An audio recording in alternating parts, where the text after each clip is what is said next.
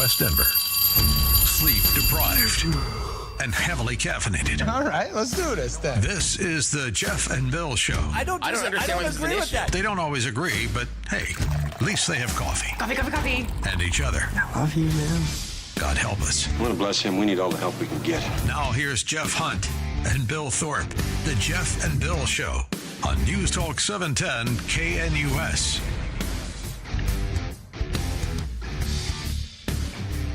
10 a.m. in the Mile High City on this Tuesday, September 23rd, 2025. Good morning, Denver, Colorado. You've tuned in to the Jeff and Bill Show, News Talk 710 KNUS. I'm your co-host, Jeff Hunt, along with Bill Thorpe, bringing you the freshest insights, hottest takes from the right, left, and center. Headline coming from Fox News: Colorado jury awards family $205 million after 6-year-old falls to death from theme park ride. You probably remember this, the haunted mine drop out there in Glenwood Springs. Well, the jury has come back, ordered the local theme park and others to pay $205 million to the family. We're going to get the details on this verdict because a good portion of it was punitive in light of some information regarding the seatbelts that had been hidden. This is fascinating, and the guy who led the effort on this, we are so honored to be associated with him, to have his name on this show. That's Dan Caplis with Dan Caplis Law. He's going to join us to give us the details on this case, on the verdict, what the jury was sending, the message they were sending in light of this. You're not going to want to miss this conversation. Now is time for news and comment with Blake Olson. Blake Olson. Blake Olson, news and comment. Good morning. Tuesday, 51 and drizzle in the air. Some rain up and down the Front Range, and here in Denver, expecting a high of 56 today. This portion of the news sponsored by Pastor Camp Heating and Air Conditioning at 303-777-1234 to learn more about special savings opportunities on Lennox equipment. Our top story: the CBI issued an Amber Alert this morning, and the search is on for a 16-year-old girl who was forced to get into a truck on Monday night in Boulder. They say that Juan Brotado is the suspect. Jasmine Zapata was seen at about 8 o'clock being forced into a two-door gray Chevy Silverado with Colorado license plate AXW L52 by Brotado and another unknown male. The vehicle was last seen near Thornton Parkway. She's 5'5", 105 pounds, black hair, brown eyes, and wearing all black. Brotado is 19 years old, 5'8", Hispanic, black hair, brown eyes. Call 911 if you have any information, or call Boulder Police. It is clean. It is safe. The ICE facility employees, they do a phenomenal job. Aurora City Councilwoman Danielle Jurinsky, unbelievable, a superhero. Support her. Up for re-election. On with Jeff and Billy last hour, preaching the truth about Jason Crow harassing all the great people at the incredible ICE facility in Aurora. And yet you have these schmucks showing up every 2 weeks and harassing them to the point that the ICE detention facility workers are having to change their clothes. They're trying to cover themselves up just to even leave work and go home to their families because of this nonsensical rhetoric that Jason Crow is putting out, that this is a horrible facility. Horrible. No, it is not. No, it is not, Jason Crow, and you know better. Let's go. The Patriot. A DJT will speak at the United Nations General Assembly in New York this morning. 47 also set to meet separately with Israeli Prime Minister Netanyahu and Ukrainian President Zelensky. Autism Speaks says pregnant women should consult a doctor before trying new treatments. Responding to DJT's Monday claim linking Tylenol use during pregnancy to autism. Some organizations disagree. Experts say, how do you... It's the establishment. That's the establishment. They're funded by lots of different groups. And you know what? Maybe they're right. I don't think they are, because I don't think the facts bear it out at all. They're fighting for something that, in my opinion, they shouldn't be fighting for. But here's the thing. There's no downside.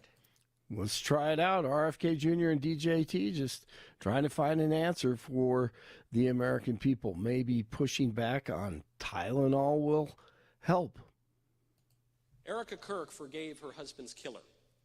The state of Utah will inject poison into that killer's veins until he's dead.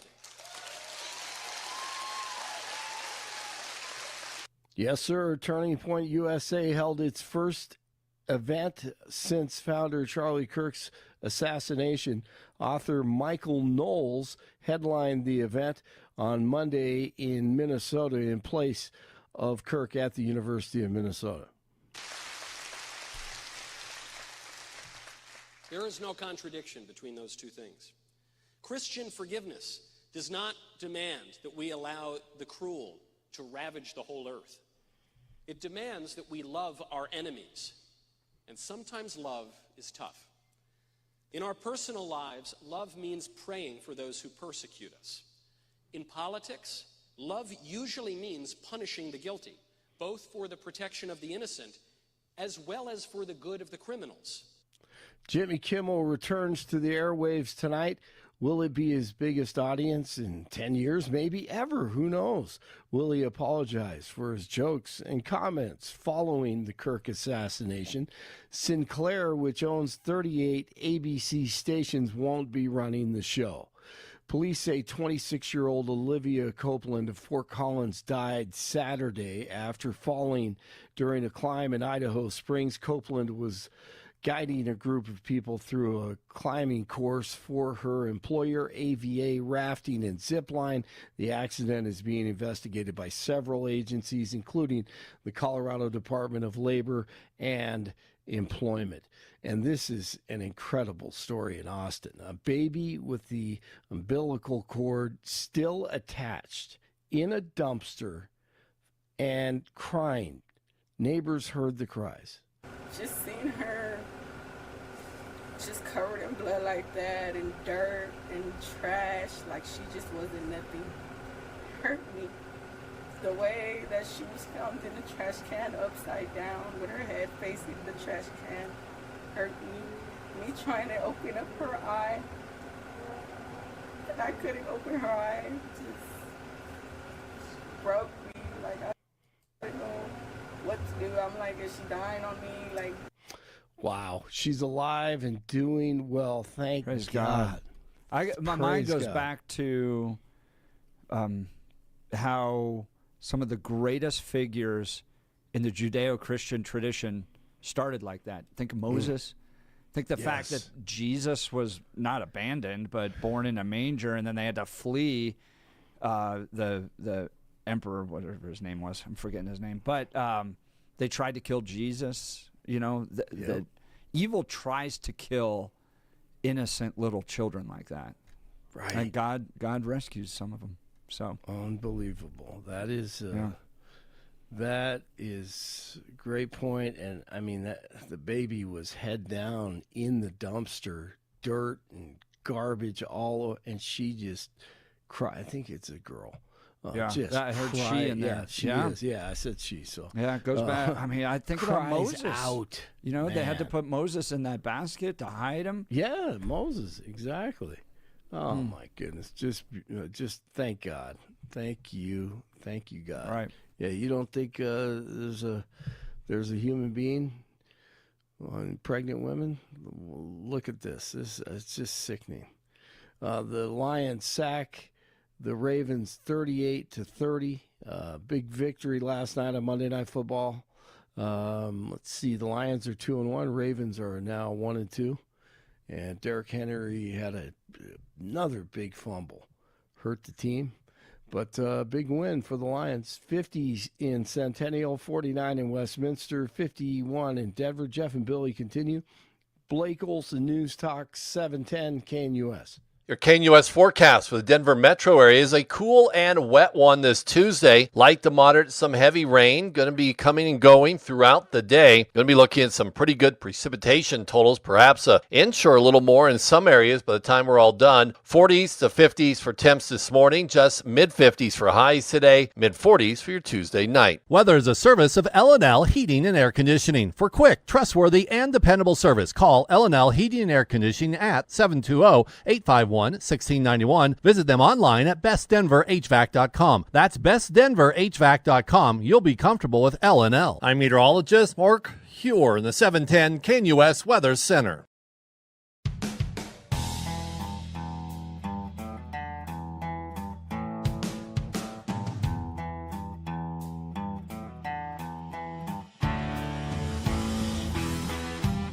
Well, it's a case that's made national headlines. Fox News reporting Colorado jury awards family $205 million after a 6-year-old falls to death from theme park ride. You probably remember this. It was years ago, the haunted mine drop in Glenwood Springs. Well, the jury coming back with a major verdict, and the guy who delivered justice for this family. We talk about it all the time on this show. Dan Caplis delivers justice. That's why he has a storied 40-year career in this community and a sterling reputation. He joins us now to give us insight on this. Dan, it's an honor, and congratulations to you. Thank you for joining the Jeff and Bill Show. Yes, thank you. Hey, Jeff, Bill, thanks very much, and really do appreciate the kind words, but it really was here the jury that delivered justice, right? Because as you guys know, as I stood in front of that jury doing closing argument, I was completely powerless, right? I mean, at the end of the day, only a jury can do justice, and I think the people of Garfield County should be enormously proud of this jury, and we're just grateful for it. The haunted mine drop, which was the first drop ride of its kind to plunge riders underground, dropped passengers 110 feet into a darkened shaft. Riders used to sit together on a bench-like seat in a dim chamber, is what Fox News is reporting here. After being secured with seatbelts, the lights would go out and the attraction would simulate a ghostly presence, sending them plummeting downward in total darkness. The free fall ended with glowing lanterns illuminating the mine walls before riders were brought back to the loading platform. What happened in 2021? Tell us the details of the facts of this case, and why the award to the family was so high. Well, Jeff, and thanks for starting with that description, because what folks need to understand is when this incredibly beautiful, joyful little 6-year-old girl was dropped 10 stories to her death from this ride because they didn't put a seatbelt on, even though there was a red warning light for a problem with her seatbelts, she was crushed. She was crushed at the bottom of this mine shaft and lay among skeletons, fake skeletons, and all these artifacts of a mine death. That was the whole theme of the ride. It was one of the most horrible ways you could imagine a person dying, let alone a 6-year-old girl. But here's what happened. You've got this amazing 6-year-old, Wangela Stefanos, and her parents, drive 4 hours to take her to this amusement park, Glenwood Caverns Adventure Park, up in Glenwood Springs. And if folks don't know Glenwood Springs, it's one of the most beautiful places on earth. It's an amazing town. It's a wonderful community and county. So they go up there and they have a fun day. And at the end of the day, their very last ride is going to be the haunted mine drop. So they go on to this ride, and at that point, what happens is the operator does not strap Wangel into the ride as required by the mandatory operating procedures. And under Colorado law, the operating procedures become state law. They're absolutely required. But the operator doesn't belt her in. And then he goes back and he has a red warning light for her seat because the ride will not allow itself to be launched while somebody is sitting on top of seatbelts. That's what happened. She was sitting on top of seatbelts that had been locked over the seat on the ride before. And the system is warning the operator of that. There's a red warning light. The ride won't launch. And so 4 times, one or more operators came back to her seat for a total of under 7 seconds, came back to her seat and saw this red warning light. And then as the state of Colorado concluded, eventually the operators did a workaround that warning light and were able to get the ride to launch. So the ride launches with this 6-year-old girl sitting on top of locked seatbelts. And that's how she's thrown 10 stories to her death. Now, guys, if you'll allow me this, I think it's important for folks to know that the jury put 99% of the fault, not on the operators,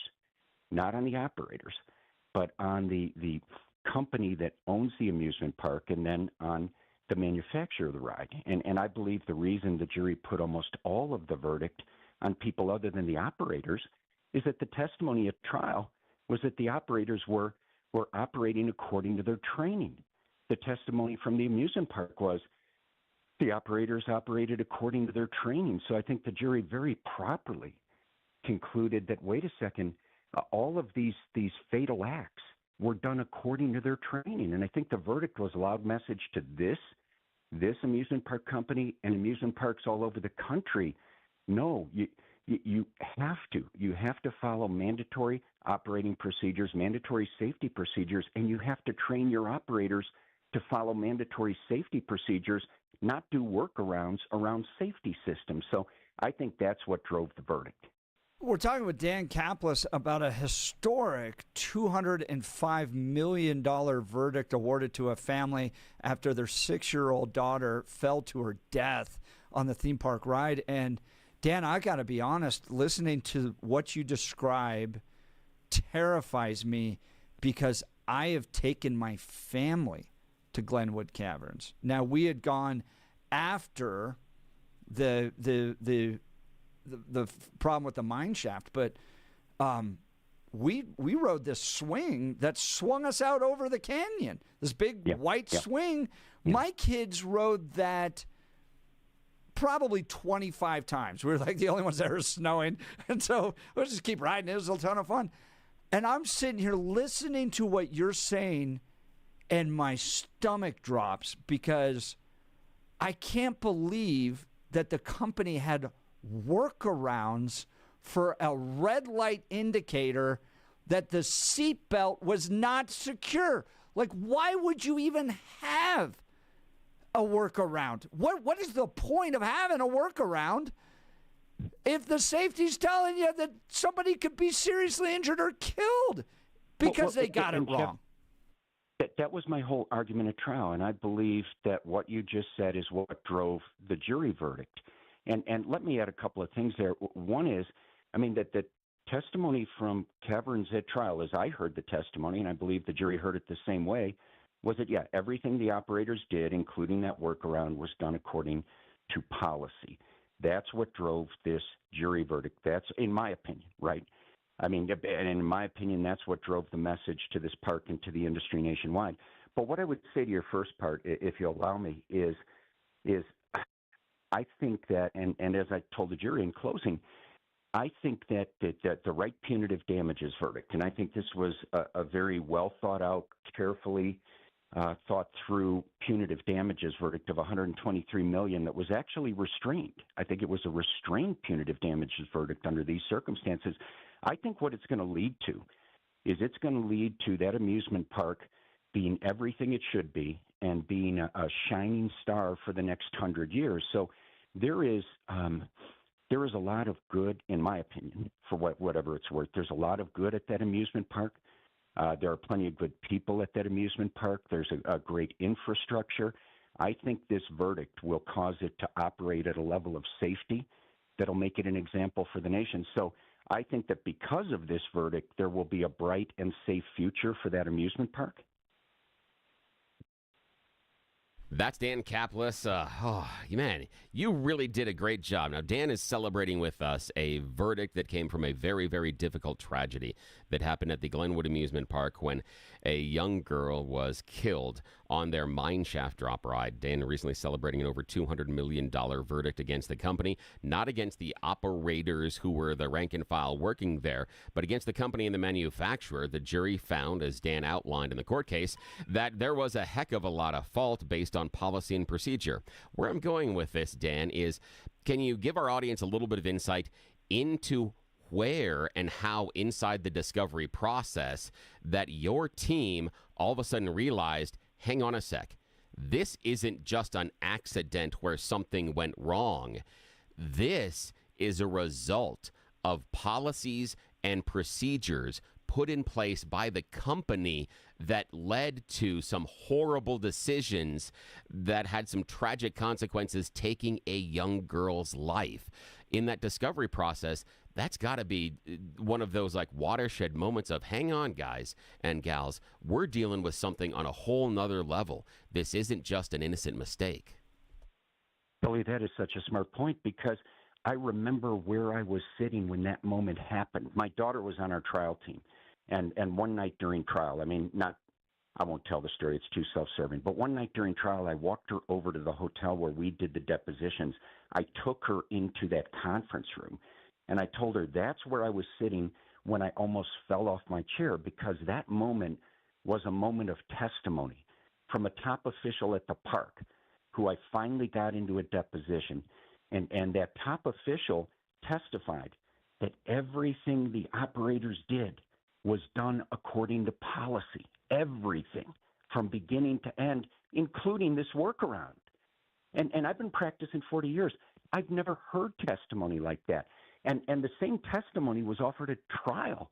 And it's that testimony, in my humble opinion, that drove the verdict. So, yeah, Billy, I think that was the key moment. That was the key testimony. That's why 99% of this verdict was not on the operators. But may I add one other thing, because it's so true, and you mentioned team.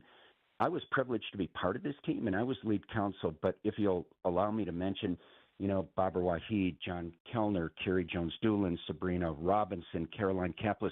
This was a total team effort, total devotion for years. And at the end of the day, what really drove it, guys, was the courage of our clients. I know that you guys, as great fathers, could never even imagine taking your 6-year-old to the amusement park. She walks in with her whole life ahead of her. She's carried out in a body bag. That would crush the soul and spirit of any of us. I wouldn't be able to get off the couch. But these people fought this corporation for 4 years.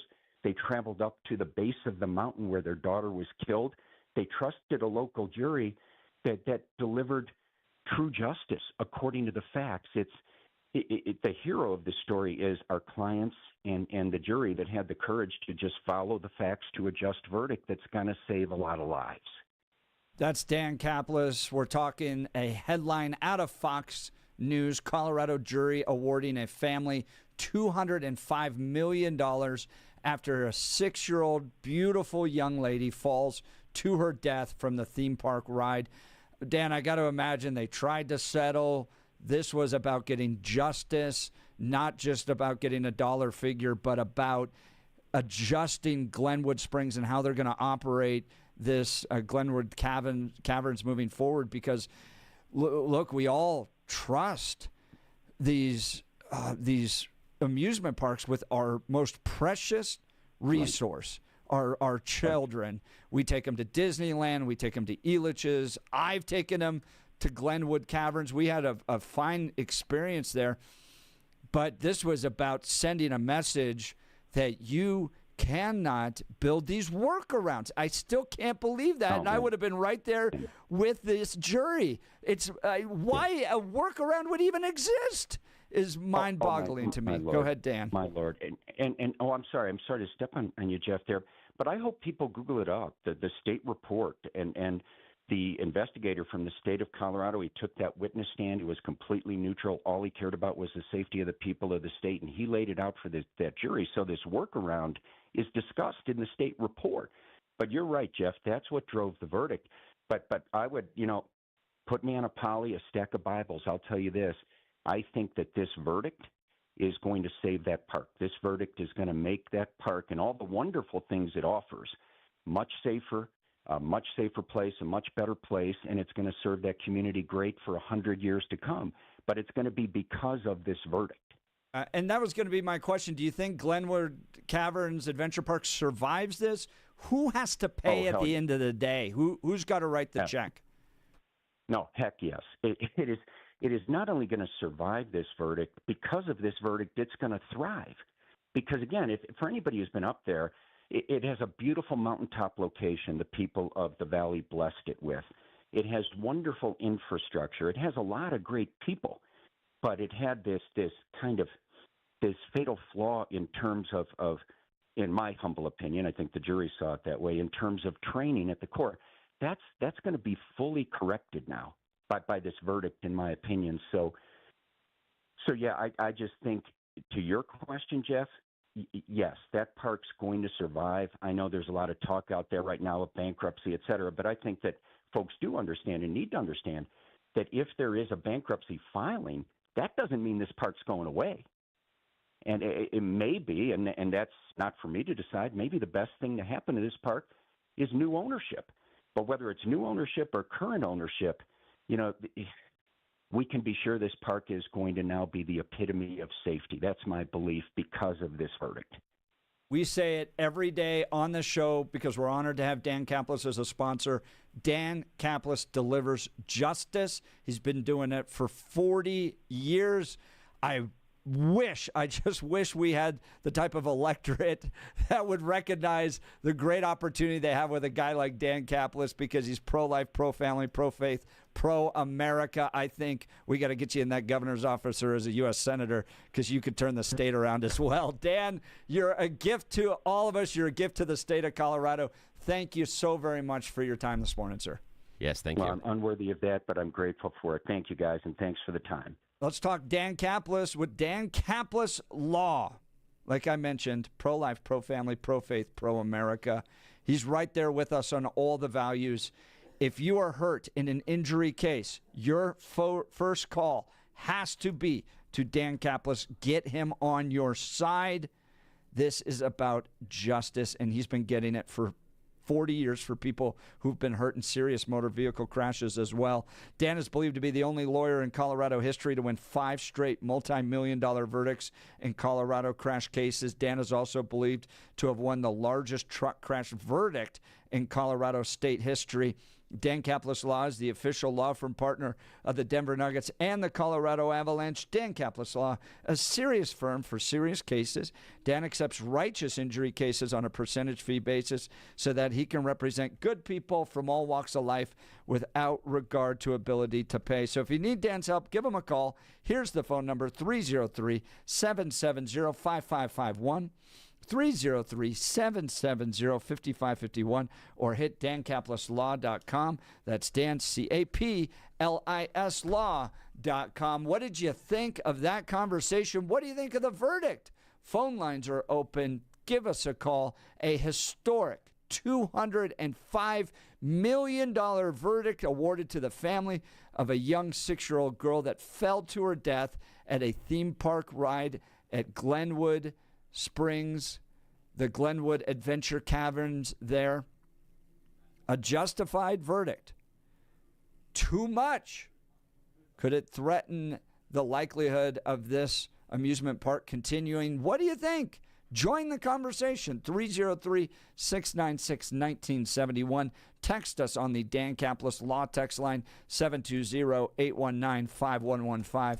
I got to tell you, as a dad who had put his kids up there, the fact they had a workaround for a seatbelt indicator that was not properly buckled. This is a righteous verdict. It's the right amount. It sends the right message. And as Dan Caplis said, if they've got to change ownership because of bankruptcy, they got to do it.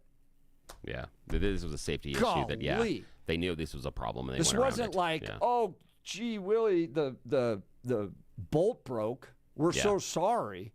you had a workaround for an indicator that the seatbelt was not attached. Yeah, the issue being that you were working around the safety issue that was already put in place. And that would be like if you're running a huge machine press that you're killing off the safety there, or you're doing something like taking away the guard around your chainsaw, stuff like that. It just doesn't work that way. And that was the reason I was telling Mike Boyle that when my kids were younger, I always rode next to the youngest. Always. We did too. Yep. Always. I would and it was hold because, on to him. Oh yeah, I'd hold on to him, but I was checking this. I was checking the safety, checking the seatbelt, pulling on the rod, pulling on this every single time. And I took my 8-year-old on the mine drop like that. Not there at Glenwood Springs, the one in Disney. Oh, Disney. That Disney, yeah. The big, haunted hotel one? Yeah, the haunted hotel one. And so we did that a couple of times. But yeah, always next to me. I was looking at that the entire time. But yeah, the fact that they were working around a safety feature that had gone bad before, and that's the issue, is the idea that the safety, the security and safety procedure had gone off so many times before, they worked on a way to get around it. That's a real big problem. Yeah, this is a great verdict. We're happy for Dan, and we're happy he joined us. Join the conversation. Give us a call, 303-696-1971. Text us on the Dan Caplis Law text line at 720-819-5115. You're listening to The Jeff and Bill Show. This is Denver's Talk Leader, News Talk 710 KNUS.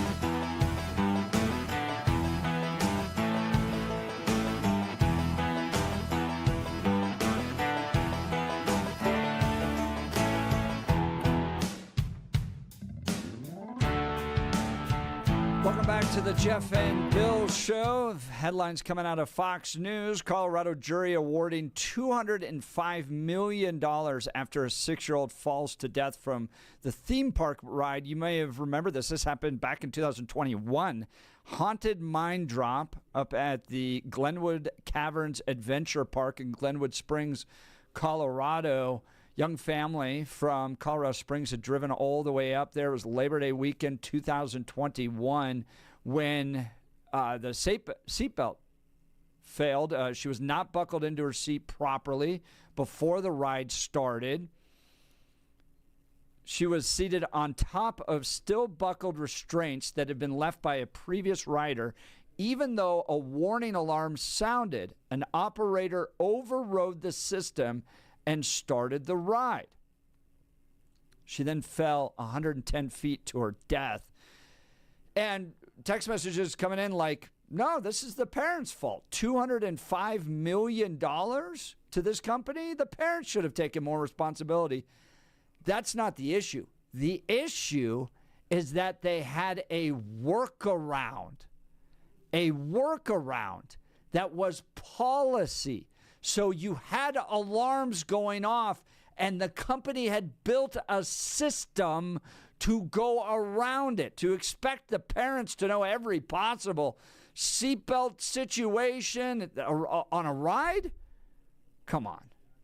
I don't think it's right to blame the parents here. You had a company that had a system in place to work around, and the fact that people like me have taken our kids to this and swung our kids out over the canyon? Yeah. The thing for That's crazy to me. It is crazy. And I understand some of the critique based on the parents. However, the issue being, where I look at it is, the people that are employed by the amusement park are supposed to be the stand-in experts. They're supposed to understand how the ride operates, the dangers contained on that ride, and the safety procedures in order to operate that ride properly. Correct. An average parent doesn't know that going in. We're all basically aware of safety procedures, but if the person that has the name tag and the logo from the event or location where you're at says, no, this is fine, how and where are you supposed to argue with them? That's the issue, is that in that instance, they have the power because they're supposed to be the employee. They're supposed to have the training and the understanding. And that what was remarkable is what Dan Caplis found out, and it was great that he shared it with us this morning, that moment where he realized, wait, these people that have been trained to safely operate this ride have also been trained to avoid the exact safety procedures that will keep people safe. Yes. Yes, that's you a problem. had a policy to work around it. Yeah. And as a parent, if you're sitting there, and imagine it's let's not say it's even this mine ride. It's a roller coaster, or it's one of those big swings that that swings around like your kids were on. Yeah. And you turn to the guy and go, "Is this safe? This doesn't seem to be locked right." And he goes, "Yes, sir, it's fine." What do you do? No, right. I get me off right. I don't disagree with you. My knowledge tells me that what do you do? That's the problem. As soon as he says, nope, this is our policy and procedure, this is the workaround, and that's what happened at the mine ride. Dude, their policy and procedure was to invalidate the safety procedures. This gets me to my core because, Bill, I think you have been there too, is you've hung upside down on a roller coaster next to your kid. And it's in your mind that the only thing keeping them from falling 100 feet to their death is that lap bar or that restraint that's down. We've all had that thought. Yes, we have. I can tell you, when you ride the little Incredicoaster at Disneyland that goes upside down, it was our kids' first upside down roller coaster. I remember sitting next to them, going through that, and in my mind going, it is but one latch that is keeping them alive. And this company had the audacity to build a workaround? Yeah. And as Mike Boyle points out, the idea of, let's say that you are that concerned parent, do you want to be that parent that then stops the ride, prevents everybody from continuing, and creates a spectacle as you're dragging your kid off who really wants to go on the ride. And you know how well your children all feel about the parents when you make a spectacle in public. You know? You're not supposed to. How do you do this? Like the idea you'd even put that on the parent. Yeah, the parent could raise concerns, all that stuff. The company had a workaround. Like, that is so egregious to me that when I first saw the headline, I went, yeah, $205 million. That's probably the end of Glenwood Caverns Adventure Park. That's a shame because I kind of liked it. But now that I've heard the stats on this, guys, I am so lit up over this. I would have been right there with the jury in this verdict. 100% right there with them. My goodness. All right, let's go to the phone lines. Jacqueline, Nebraska. Good morning, Jacqueline. You're on with Jeff and Bill. Okay, guys, here it comes. Listen, people get in my car, and I know that there's a law here that you have to have seatbelts on. I don't go anywhere until those seatbelts are on. And I've been up there, and I've been in the mine shafts, and I've done a lot of things in Colorado in my life. But I'll tell you, there's no way, I don't care who did an override or whatever, I would have taken off with my child sitting there free fall in that bench. Now, I do think, and I don't care, I know that they won this lawsuit, I do think some of this responsibility is on a parent. You don't let your child just go because, I'm going to put their safety into somebody else's hands. It starts with you. It starts with the parents. I would have said, okay, listen, we'll just wait till we do it, especially if they checked it several times and they don't see this child is sitting on the seat belts. Tell me something. Whose fault is all of this? I think it's everybody's. I mean, employees are doing what they're trained to do. They have a policy. But check that many times and nobody notices a child sitting on the seatbelt?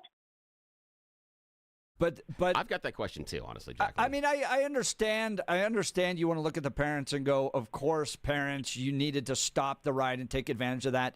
But they're looking towards the experts. The experts had the warning light that it was a problem, and then the experts had a process to override it. The person that pushed the button knew that the seatbelt was not properly attached, went through a company process to override the system, and that young girl fell to her death. It was a process. The company is liable here. I do understand, and I hear your anger, but listen, parents have a responsibility no matter what. If someone's going to do something to my child and they say, well, this is a policy, this is how it works, I'm going to look at that and I'm going to say, okay, first of all, I'm going to decide what happens with my child. I'm going to decide if my child goes on this ride and continues. I'm going to make sure that my child rides with the neighbor, the seat belts are put in place. Even if the neighbor is a law enforcement officer, I don't care. I am still going to make sure that my child is safe. Now, I'm not going to put her safety in all in everyone else's hands. I would never, ever do that. This is unfortunate. It is. I mean, if I'd have been that child's mother, I'm going to tell you right now, we would have never went anywhere. I don't care who overrode what or how many times you did it. If I see my child's not in the seatbelt, she's not going anywhere. So, I understand what you're saying. They trust. Maybe that's just too much trust in someone else. Maybe trust your own instincts and what you know to do yourself. Jacqueline, I appreciate the call. That's Jacqueline from Nebraska. Her line will be open, 303-696-1971, 303-696-1971. Guys, look, it's not like the parents are going, hey, take the seatbelts off. We don't like seatbelts. We're anti-seatbelts. Anything. They took their daughter to a ride. And yes, you can absolutely Monday morning quarterback and go, you should have known better, parents. But at the end of the day, what was on trial here was that the company had an official workaround for warning alarms. That's what was on trial. They knew it was a problem. They knew the alarms were going to go off, and they built a system that they trained their employees to work around it. That, in my mind, is criminal, but they should absolutely be held liable.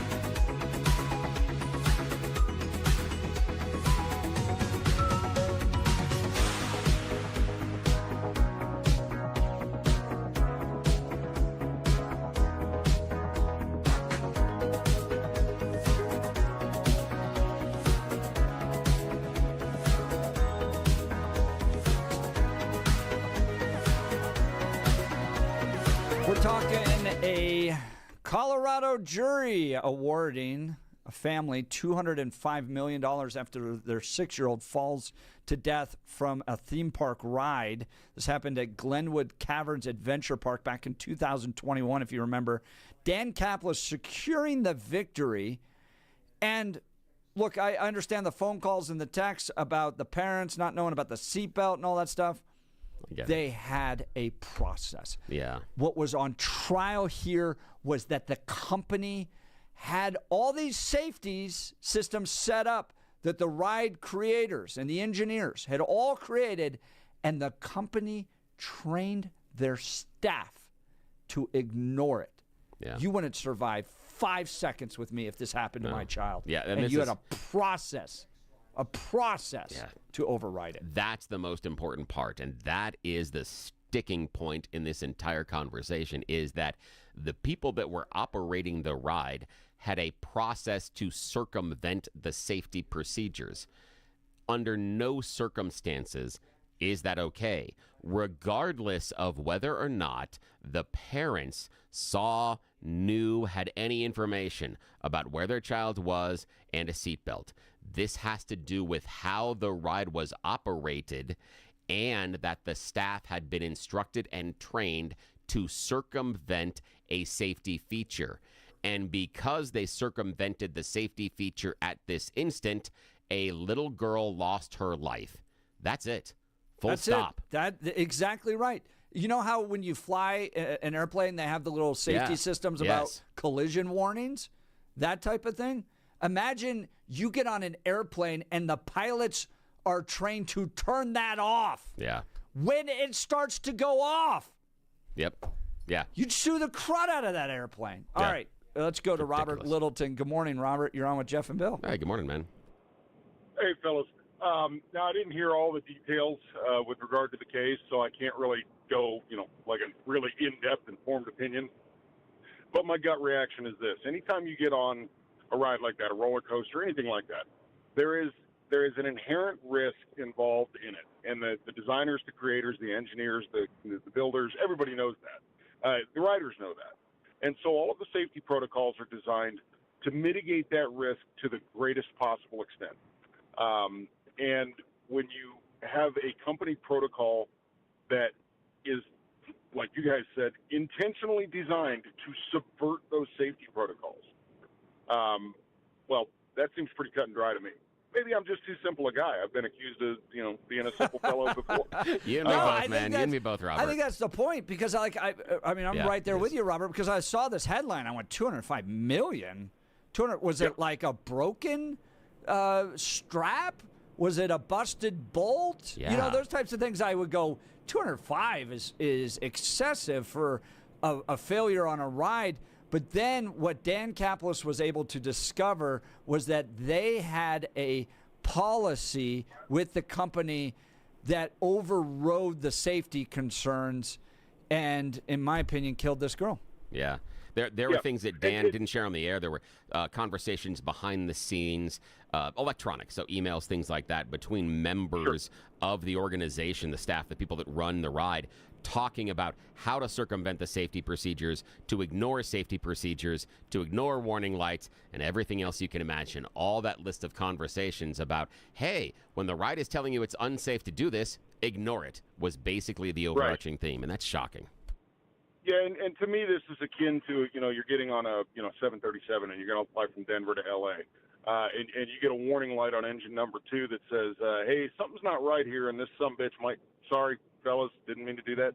This might not light up and power us the way we're supposed to, but we're just going to go ahead and take off anyway. That is fantastic. And by the way, let that go, Robert, because I like that. It added color to the conversation. I'm letting that one ride, man. I'm taking that risk. And the company has a protocol. You pull out the manual. Here's how you rewire so that the alarm doesn't go off anymore. I mean, that's just crazy to me. It's like putting the electrical tape over the check engine light and then hoping that when the smoke's coming out of the engine, you're like, I'll just ignore this. And just because you guys brought this up earlier as a parent, about 20 years ago, my oldest was, she must have been 12 at the time. And we went to Elitch's and we got on a roller coaster and I looked at just the way that the shoulder harness was sitting on her, and went, it doesn't seem right to me, you know. And so the guy came over and checked, and he said, no, that's the way it's supposed to sit. And I don't know if it's just that she was too slender, maybe a little too short, and they didn't really enforce the height requirements or whatever. And I just said, no, we're getting off. And they're like, well, you're already locked in. Then unlock it, because we're getting off. And the guy looked at me and he's like, well, you can't do that. And I said, dude, I'm going to share something with you. I have one superpower in the world, okay? And it is the ability to make a giant flaming pain in the butt of myself. Okay? Yep. You're about to see the superpower. Unlock this thing and let me and my kid off. And we got off. And nothing happened to anybody else. It was perfectly safe. But I, as a dad, it just didn't sit right with me. So, yeah, there is that aspect of it. Of a parent, as a parent, if it doesn't seem right, for whatever reason, don't let your kid do it. Yeah. But in this particular case, man, that seems to me that's 100% on the company, because they circumvented the safety protocols. Look, Robert, you have every right to do that. I think every parent would go, yes, you have every right to raise concerns. You have every right to question. You have every right to get off that ride. 100%. You are the best advocate for your child 24 hours a day. What was on trial was this company that had a policy to override the warning systems. Right.